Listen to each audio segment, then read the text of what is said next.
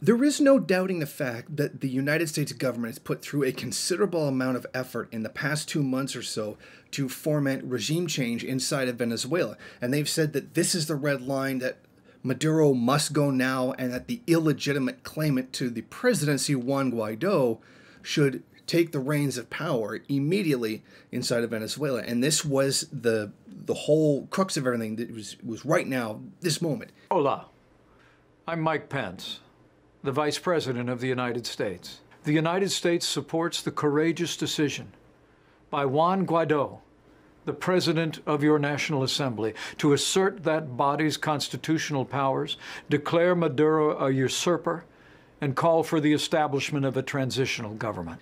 But now, all of a sudden, Vice President Pence has said that there's no real timetable for that kind of change that they said was already coming. So it seems like their tone has changed now that their recent efforts have completely blown up in their faces and failed. How much longer? Do you have a timeline? But there's no timeline. But they are still saying that all options are on the table. All options are on the table. All options are on the table. All options are on the table. All options are on the table. Now, it's very clear that the U.S. administration sent aid deliberately, aid that was turned out to be hidden with weapons. It also had a great deal of rotted food, expired medications. In other words, the Trojan horse, as everybody's calling it, and rightfully so. And this was rejected by the Venezuelan government. They said they did not want it there. They will take aid from the Red Cross. They're taking it from the UN. They're taking it from China. They're taking it from Russia.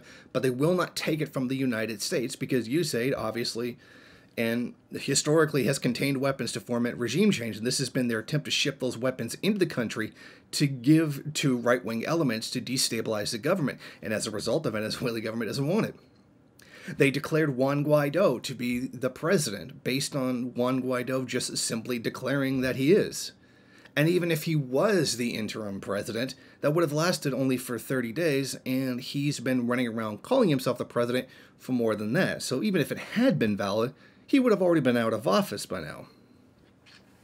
Now, this is part of a larger scheme to destabilize the Venezuelan government.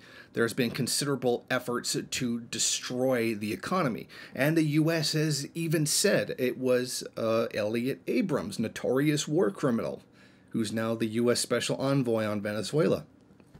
He said the sanctions and, like, for example, blocking food and medicine from people is in order to encourage them to get rid of Maduro. So you're blocking people from getting food and medicine to try to get them to overthrow Maduro. I mean, can we recognize what he just said?